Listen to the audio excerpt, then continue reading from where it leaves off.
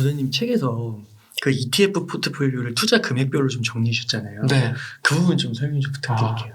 제가 거기서 정리한 게 30만 원부터 300만 원까지 뭐 이렇게 쪼개서 하고 그리고 1000만 원 이상 목돈 투자할 때까지 포트폴리오를 말씀드렸는데 우리 근간은 똑같아요. 성장주, 배당주, 채권, 원자재. 원자주의 대표는 금 이런 식으로 말씀을 드리고 있는데요. 좀 달라진 거라고 하면은 30만 원이라고 하면은 자산이 좀 작잖아요. 우리가 넣는 금액 인폼이. 그 작은 돈으로 우리가 요거를 다 알차게 넣으려면은 성장과 배당을 엮은 S&P 500을 하나로 묶고 그리고 ETF라고 하면은 대표적으로는 채권이 있겠죠. 채권이라고 ETF 채권을 이야기하면 뭐 단기, 중기 단기, 중기, 장기 채권이 있는데 그 중에서 좀 안정적으로 배당도 1%대 나오면서 어느 정도 주가랑 반대로 좀 움직이는 경향을 가져가는 걸 하면은 중기 채권 IEF라는 ETF를 넣는 형태도 있고 그리고 우리가 뒤에는 금이 있는데 금에 대해서도 말씀을 드려보면 금 ETF가 대표적으로 두 개가 있어요. GLD랑 IAU라는 게 있는데 요 두 개도 아까 S&P 500을 말씀드린 것처럼 똑같이 금 선물을 쫓아가니까 수익률이 같은데 보수가 달라요. 골드가 GLD가 0.4%고 그리고 IAU는 0.25예요. 그럼 우리는 당연히 IAU를 선택을 해야 되는데 이 자산이 높다고 또 GLD를 선택하시는 분이 많아요. 시가총액이 크고 그래서 우리는 그래서 IAU를 선택하시라고 저는 권장을 드리고 그리고 IAU를 선택을 안 하시는 것 중에 하나가 하루 거래 대금이 적다라고 얘기하는데 수천억이 거래가 되거든요. 하루에도. 내가 뭐 10억, 20억 투자하는 게 아니라 그 중에서 뭐 한 1000만 원, 2000만 원씩 거래하는데 그렇게 지장이 없는 형태라서 우리는 배분을 할 때 금에서는 IAU를 넣는 거. 이렇게 하면은 30만 원에서는 뭐 S&P 500 지수 추종하는 거 하나, 그리고 중기 채권 하나, 금 하나 가져갈 수 있고 좀 더 넓게 100만 원으로 넘어가면은 이 S&P 500이 좀 쪼개진다고 보시면 돼요. 배당과 성장이 나눠져서 QQQ랑 그리고 배당 성장 ETF인 SCHD를 넣는다든지 혹은 더 내가 좋아하는 자산들을 넣겠죠. 그래서 이렇게 자산에서 적립식 금액이 커질수록 좀 더 다양한 투자를 할 수 있는 정도 로 확장해서 투자를 할 수가 있습니다. 그렇게. 그래서 처음에 너무 작을 때는 또 너무 쪼갤 필요는 없고 그렇죠. 오히려 피곤하기만 하고 다 소액이니까. 그렇게 해서 규모가 늘어갈 때마다 점점 더 아까 말씀해 주신 대로 좀 다양하게 ETF를 구사할 수가 있겠군요. 그 다음에 또 요거는 그 채널에서 좀 재미있는 게 하나가 있어서 그 30년간 매주 커피 3잔 값으로 ETF에 투자하는 슈퍼 챌린지 이걸 진행하고 있으시다고. 이게 뭐예요? 우선 커피 값으로 2억을 만들 수 있다면 믿어지시겠어요? 커피 값? 4,000원, 5,000원? 네. 쉽지 않을 것 같은데. 정말 그죠? 쉽지 않죠. 저도 이런 거 계속 공부하고 연구하다 보니까 알게 된 거고 그래서 실제로 투자하면서 같이 챌린지를 한 건데 우선 스타벅스 커피 값이 한 4,500원이잖아요. 아메리카노 기준이.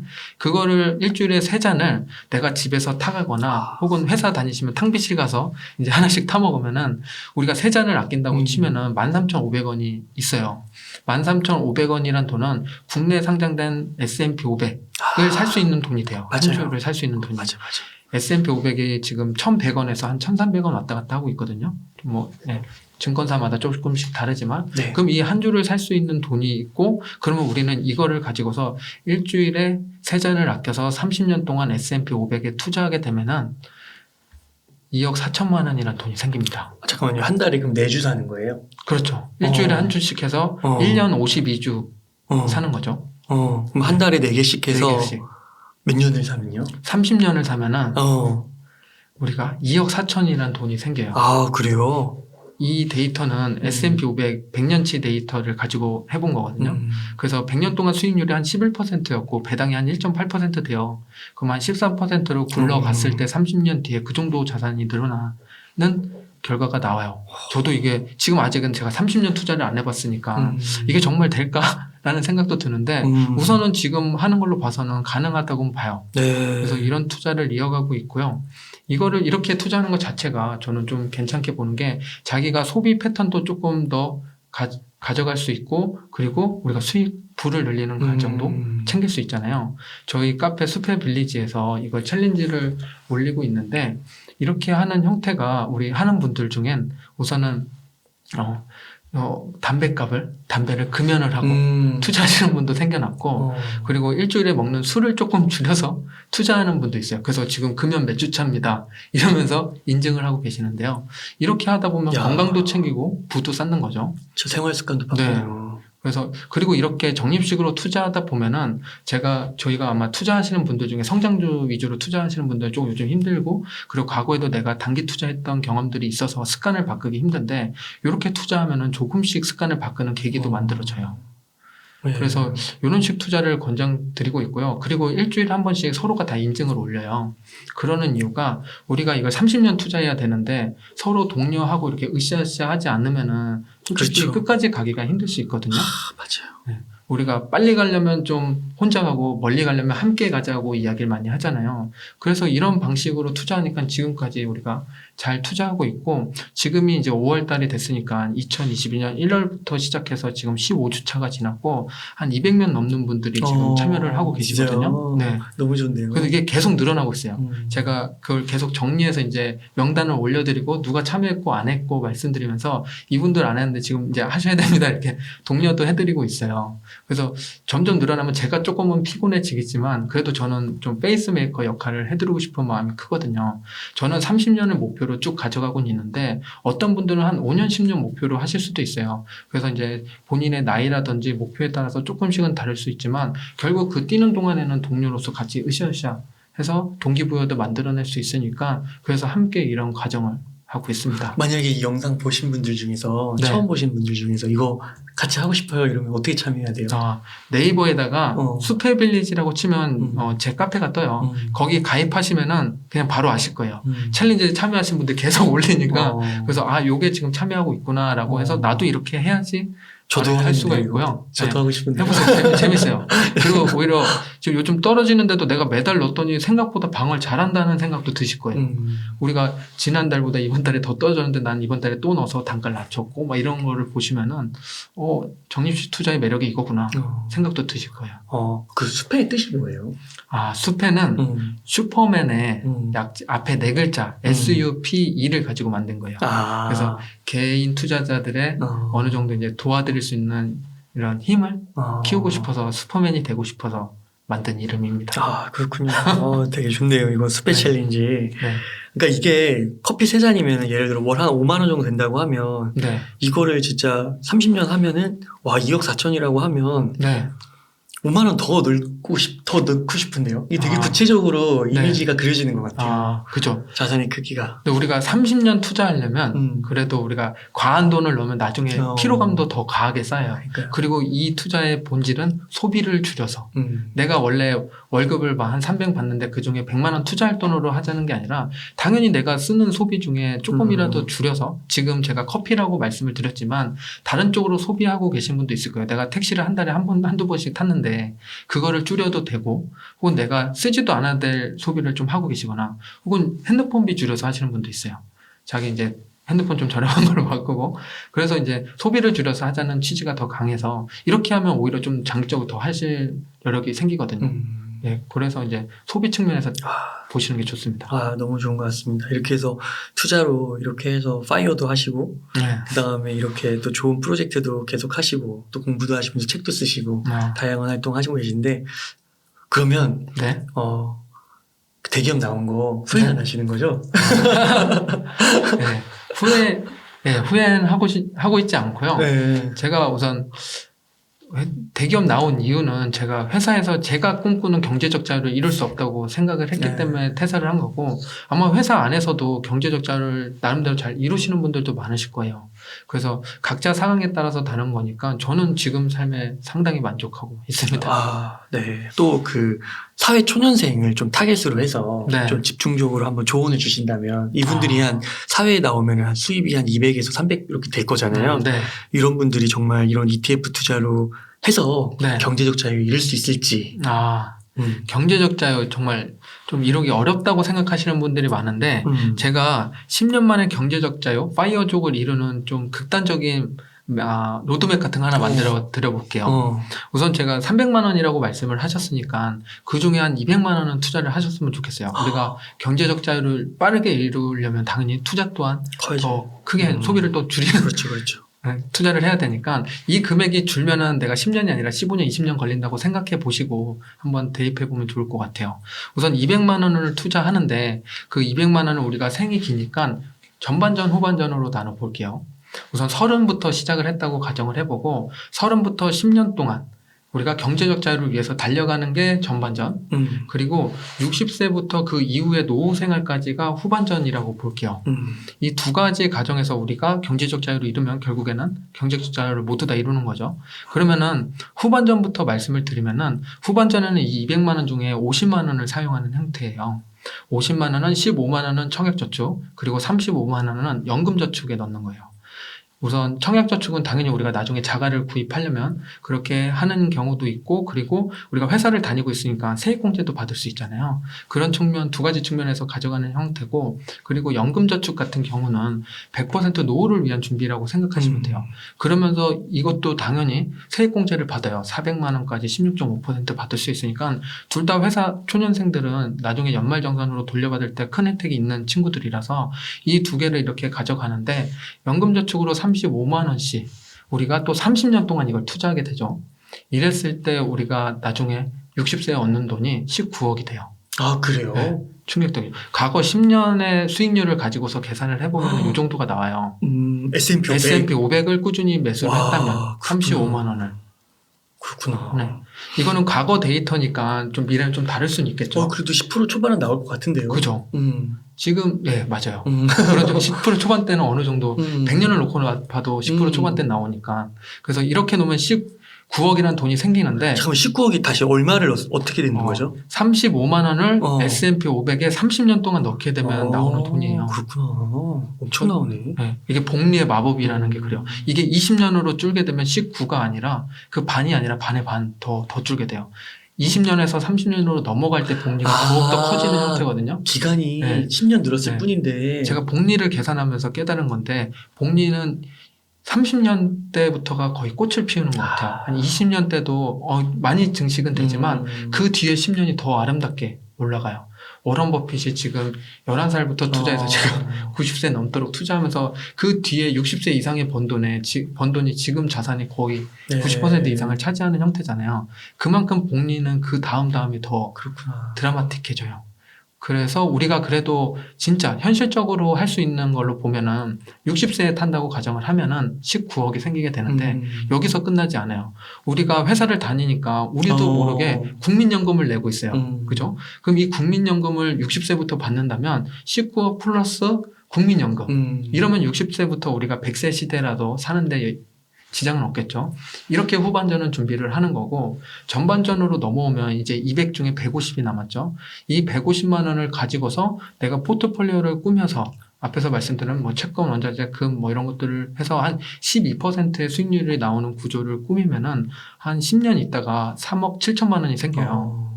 그럼 3억 7천이면은 우리가 3억 7천에 12%의 수익률이 매년 나오고 있다면 내가 한 달 동안에 370만 원이 나오는 구조예요.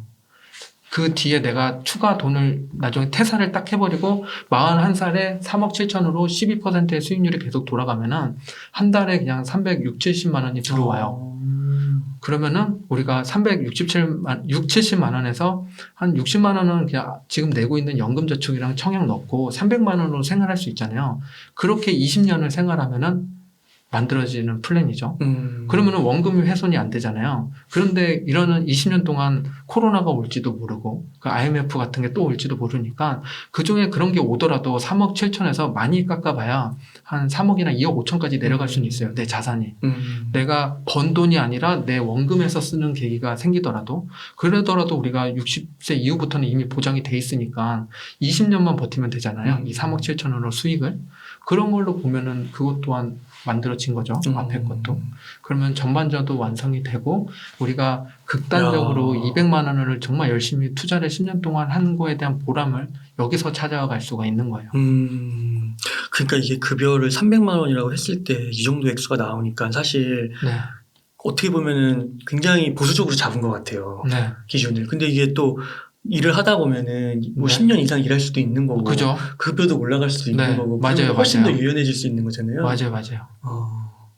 그리고 제가 지금 좋게 말씀을 많이 드린 건데 그 사이에 당연히 나 차도 사고 싶고 뭐 집도 구매할 수도 있어요. 그래서 이건 좀 유연하게 생각해 보시는 게 좋아요. 이렇게 극단적으로 내가 파이어족이 되기 위해서는 집을 포기하는 경우가 생길 수도 있으니까 그런 것들은 내가 선택을 해야겠죠. 파이어족이 되기 위해서 월세를 사면서 300만 원씩 쓰는 계기가 될 수도 있고 혹은 청약이 잘 돼서 혹은 그 사이에 또 집을 얻을 수도 있고 그거는 케이스 바이 케이스니까 좀 유연하게 보시는 게 좋아요. 이것 또한 보수적일 수 있지만 오히려 더 좀 과감하게 말씀드린 거일 수도 있습니다. 네. 그리고 뭐 파이어 한다고 해서 일을 아예 안 할 수는 없을 것 같아요. 지루하잖아요. 네, 맞아요. 그러니까 자기가 좋아하는 일을 하면 되는 좋아하는 거니까. 일을 하는데 소득이 좀 적더라도 재밌게 할 수가 있죠. 그렇죠. 이거 대단해요. 좋은데요, 너무. 너무 구체적이고. 네. 이거는 해볼만 할 것 같은데요. 우선 35만 원은 무조건 해야겠네요. 그건. 그런데 생각보다 이렇게 10년 동안 꾸준히 투자하시는 분이 거의 없어요. 없어요? 네. 우리의 과거 투자 습관을 들여다보면은 내가 한 종목을 5년 넘게 들고 있어 봤나 생각해보면 많지 않을 거예요. 그런 걸 빗대어 보면 지금부터 내가 그 지루한 게임을 시작해야 된다는 걸 생각을 하고 30년. 생각을 하고 접근을 해야 돼요. 남들은 오늘 막 테슬라 5% 10% 올라서 막 기뻐하는데 나는 올해 0.5% 오르고 지수 변동이 거의 많이 없으니까 1년이 지나야 12% 15% 오르는 거잖아요. 제가 12%를 기준으로 했으니까 한 달에 1%씩 오르는 거예요. 근데 애플이나 테슬라들은 막 5% 10%씩 변동되는 걸 보면은 그거를 좀 외면하면서 이거를 꾸준히 유지한다는 게 생각보다 어려워요. 그 어렵지만 나중에는 보람은 확실히 있습니다. 저도 그거를 어느 정도 투자를 하면서 3년 이상 넘어가니까 그거를 이제 깨닫고 책을 쓰고 제가 한 경험에 대해서 말씀드리고 싶어서 이런 것들을 하고 있는 거고요. 이 책 제목이 나의 첫 ETF 포트폴리오잖아요. 그래서 ETF가 딱 핵심인 것 같은데 ETF의 장점 한번 더 정리만 해주시죠. ETF 장점이 상당히 많아요. 그중에 딱 3개만 찝어서 말씀을 드려볼게요. 첫 번째는 우리가 ETF는 적은 돈으로 분산 투자할 수 있는 효과가 있어요. 지금 아마존 한 주를 사려면 300만 원이 넘고 구글을 또 한 주 살려도 한 290만 원이 필요해요. 그리고 지금 주주총회가 있었던 버크셔 해서웨이 A주라는 걸 사려면 6억이 필요해요. 6억? 예. B라는 거는 A, B로 나뉘는데 B라는 친구는 그래도 몇십만 원대, 30만 원대 살 수 있는데 B라는 종목이 없을 때는 A라는 종목 정말 큰 돈으로 투자했어야 됐던 건데 진짜 비싸네요. 우리가 근데 월급으로 투자를 하는데 100만 원, 200만 원 투자하기도 힘든데 우리가 애플과 뭐 구글, 테슬라, 엔비디아 이런 거 다 사고 싶잖아요. 그러면 우리가 QQQM이라는 ETF를 한 주 매수하면 17만 원이거든요. M은 뭐예요? QQQ가 우리가 나스닥 100 지수를 추정하는 ETF랑 얘랑 동일한 거예요. M이 붙었던 건 미니 버전이라고 해서 QQQ가 너무 잘 나가니까 운용사에서 그러면 그건 너무 비싸니까 좀 저렴한 버전 하나 만들어줄게 하고서 나오는 상품이에요. 이게 나온 지 2년밖에 안 됐거든요. 그래서 가격이 조금 싸요. 우리가 지금 뭐 QQQ나 SPY 이런 게 비싼 이유가 과거에는 그래도 쌌는데 계속 올라가다 보니까 비싸진 거고 분할해서 싸져도 또 올라가니까 비싸지고 있는 계획인데 QQQ는 차라리 따로 만들어서 M이라는 게 나온 형태인 거예요. 그러면 우리가 이 17만 원으로 내가 원했던 그런 빅테크 기업들, 애플, 마소, 엔비디아, 구글 이런 것들을 한 번에 다 담을 수 있으니까 적은 돈으로 분산 투자할 수 있는 효과를 누릴 수 있죠. ETF는. 그게 가장 큰 장점이고요. 두 번째를 보면은 우리가 펀드 투자라고 하면은 우선 매니저분들이 뭐 어느 정도 자기가 가지고 있는 이런 노하우를 가지고 포트폴리오를 꾸며서 운영을 해주시잖아요. 그 대신에 우리가 보수라는 걸 내요. 그 한 1%대라고 하면은 우리가 ETF도 운영사에서 어느 정도 전략을 가지고 만드는 ETF들이 많아요. 지수 추종도 그렇고 그리고 배당 성장 ETF들도 그런 형태니까 근데 그런 ETF들은 보수가 한 0.03, 0.06, 지수 추종은 0.03이에요. 그리고 SCHD가 0.06이니까 1%랑 0.06 이건 너무 차이가 크잖아요. 그리고 더 좋은 거는 펀드는 우리가 사고 파는데 조금 힘든데 ETF는 주식처럼 실시간으로 거래가 되니까 더 활발히 거래를 할 수가 있죠. 보수도 낮은데 이런 좋은 장점이 있는 게 ETF고 마지막 세 번째는 배당주처럼 ETF도 배당을 줘요. 우리가 S&P 500을 투자한다고 가정을 해봐요. 그럼 그 500개 기업 중에서 배당 주는 기업들이 있잖아요. 운영사에서 그 기업들한테 다 배당을 받아다가 수금을 해다가 저한테 배당을 줍니다. 그러면 나는 아무 노력도 안 하고도 3개월에 한 번씩 S&P 500 지수를 추종하면서 배당을 받는 거죠. 분배금이란 형태로 배당을 받아요. 그러니까 주식이랑 동일하게 배당도 받으니까 ETF의 매력이 좀 좋은 편이죠. 그래서 ETF 투자는 안 할 이유가 없다고 생각이 돼요. 야, 배당 들어와도 소액이라도 되게 재밌을 것 같아요. 네, 그렇죠. 그러니까 계속 S&P를 사실 수 있을 것 같아요. 네. 배당이 들어오면. 모아가는 재미가 꽤 솔차요. 네. 그렇구나. 네. 근데 이거 SCHD도 0.6밖에 안 돼요. 0.06밖에 네. 안 돼요. 와, 이거 되게 싸네요. 보통 네, 이렇게 많이 뭔가 저렴한 편이에요. 지수가 아닌 건 조금 더 비쌀 것 같은데. 원래 좀 비싸다가 나중에 이제 자산 규모가 커지면은 우리가 대단지 아파트에 살면은 좀 나눠내는 게 많으니까 우리가 관리비를 조금 내잖아요. 근데 한 동짜리 아파트는 그래도 관리비를 좀 많이 내고 그거랑 좀 비슷하다고 보시면 돼요. 자산 규모가 조금씩 커질수록 보수가 조금씩 내려오는 경향도 있고요. 그렇지 않더라도 원체 큰 돈을 굴리고 그렇게 크게 리밸런싱 할 게 없다면은 보수를 좀 적게 측정하는 경우가 있어요. 우선 우리가 QQQ는 한국 사람들이 가장 많이 매수하고 있는 ETF 중에 1등 ETF예요. 1등이 QQQ예요? 네. S&P 500이 아니고? 그게 아니에요. 충격적이죠. 저도 비슷한데. 그래서 아마 통계가 이런 식으로 나오고 실제로도 데이터가 그런 것 같아요. 그렇구나. 근데 S&P 500이 더 높을 거라고 생각했는데. QQQ가 1등이고 그 뒤가 이제 SPY. 그래서 QQQ를 가장 많이 매수해요. 그러면 우리는 QQQ를 투자하고 있지만 그래도 내가 지금 요즘에 이렇게 떨어지는 장세에서는 좀 보완되는 친구가 있으면 좋겠다는 생각이 아마 드실 거예요. 계좌를 아마 열어보시면은 QQQ뿐만 아니라 성장 기업들을 대부분 담고 있는 분들이 많을 거예요. 그래서 어떻게 하면 보완할 수 있을까란 이런 전략을 짜시는 게 좋은데 QQQ는 우선은 나스닥 100 지수를 추종하니까 성장주 100개 기업인데 여기에 없는 섹터가 있어요. QQQ에 없는 섹터는 우리가 금융, 리츠, 원자재예요. 이런 쪽은 투자를 안 해요. 금융 쪽은 한 0.7% 정도 뜨는데 금융 서비스 관련된 쪽이지 우리가 알고 있는 은행이라든지 보험, 증권 그런 쪽은 거의 담고 있지 않아서 QQQ가 요즘에 이렇게 배당주 올라가는데 못 올라가는 이유가 이런 거거든요. 배당 관련된 친구들, 금융 관련된 애들이 없어서. 그래서 내가 QQQ를 좀 보완하고 싶다 하시는 분들은 리츠가 없으신 분들은 QQQ에 리츠가 없으니까 VNQ라는 ETF가 있어요. 175개의 기업에 투자하는 리츠 상품인데 미국에 상장된 기업 중에서 몇 개 말씀드리면 우리가 프로로직스라고 이제 물류센터 그런 데에서 월세를 받는, 그러니까 아마존한테 월세를 받는 친구예요. 꽤 듬직한 친구죠. 그리고 이제 통신타워 쪽에서는 이제 아메리칸 타워가 있어요. 5G가 앞으로 잘 된다고 이야기하는데 미국에는 한국의 SK나 KT 같은 친구가 AT&T랑 버레이즌이잖아요. 걔네들이 통신타워를 빌리는 게 아메리칸 타워예요. 그러면 걔네한테 월세를 받으니까 당연히 또 매력적인 ETF라고 볼 수가 있죠. 이런 친구들을 담고 있는 게 VNQ예요. 그러면은 리츠 상품이 좀 부족하다 싶으면 이런 걸 넣어서 효과를 좀 더 높일 수가 있고요. 그리고 그 외에 지금 금융주랑 원자재가 좀 빠져있다고 말씀을 드렸잖아요. 그러면은 우리는 금융, 원자재 이런 걸 많이 담고 있는 친구는 무엇일까 생각해보면 제가 자꾸 SCHD를 말씀을 드리는데 이 친구가 금융주를 가장 많이 담고 있어요. 배당 성장 ETF. 배당 성장. 네. 맞네. 네, 배당 성장 ETF 중에서 금융주를 많이 담고 있는 친구가 얘예요. 산업도 많이 담고 있고 그래서 QQQ를 보완해서 투자하기에는 QQQ가 성장이니까 배당 측면에서는 SCHD가 괜찮아요. QQQ도 100개 기업에 투자하고 SCHD도 100개 기업에 투자하는데 중간에 겹치는 기업이 10개도 안 되거든요. 그만큼 서로 다른 분야에 투자하는 형태라서 내가 성장과 배당 그걸 좀 바벨 전략이라고도 많이 이야기하거든요. 고르게 투자하고 싶다면은 지금 QQQ만 있다면 SGHD를 추가로 검토해 보셔도 좋습니다. 그러니까요. 아까 말씀해 주신 대로 이런 시기에는 또 SGHD가 오를 수 있으니까요. 네, 그렇죠. 그리고 또 리밸런싱하면 또 좋으니까. 그리고 올해 초부터 수익률을 보더라도 S&P 500보다도 SCHD가 좋고 QQQ보다도 좋거든요. 내가 이거를 포트폴리오를 만들어 놨다면 지금 성장주 까먹은 게 SCHD가 만회해주는 형태예요. 그렇구나. 그러니까 이게 참 리밸런싱도 필요하고 자산 배분도 필요한 것 같습니다. 네.